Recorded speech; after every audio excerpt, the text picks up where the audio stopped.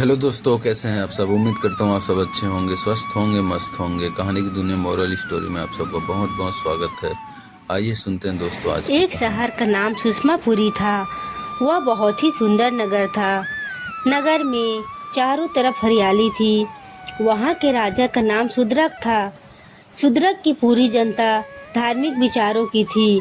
अधर्म उनके राज्य में था ही नहीं। एक दिन की बात है, राजा का दरबार लगा हुआ था।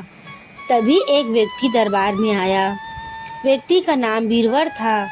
उसने बताया उसके परिवार में 4 सदस्य हैं। स्वयं, उसकी पत्नी धर्मवती, उसका पुत्र सत्यवीर और उसकी कन्या बीरवती।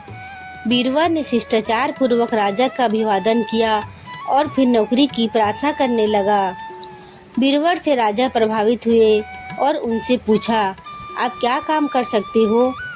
बीरवर ने विनम्र वाणी से कहा, जो भी काम आप हमें सौंप देंगे उसे मैं स्वीकार करूंगा। राजा ने प्रश्न किया, प्रतिदिन के हिसाब से कितना वेतन लोगे। बीरवर ने राजा से कहा, 500 मुद्राएं। वेतन की बात सुनकर राजा आश्चर्य से उसके मुंह की ओर देखने लगा और मन में कुछ विचार करके वेतन देना स्वीकार कर लिया। राजा ने कहा, कल से तुम नौकरी पर आ जाना। अगले दिन बीरवर राजा के पास आया तो राजा उसे काम सौंपते हुए कहा, हथियारों के साथ तुम सुबह से दूसरे पहर तक सिंह द्वार पर बैठोगे, फिर अपने घर चले जाना और फिर रात को तलवार लेकर राजमहल की रखवाली करोगे। हर रोज तुम्हें 500 मुद्राएं मिल जाएगी।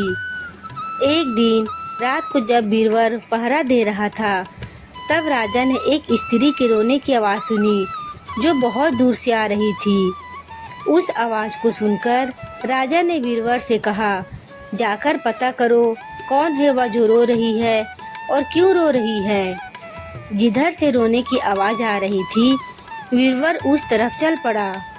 उसने देखा नदी के बीचों बीच जल में एक स्त्री रो रही है। बीरवर ने उस स्त्री से पूछा, क्या आप बताने की कृपा करेंगी कि आप क्यों रो रही हैं। उस स्त्री ने कहा, मैं राजा सुद्रक की राजलक्ष्मी हूँ।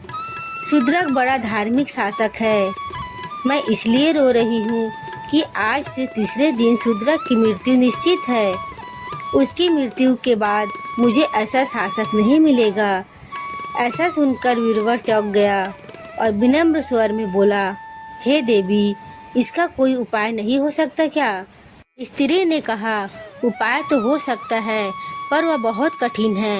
बीरवर ने कहा, कृपया कर आप मुझे वह उपाय तो बताइए।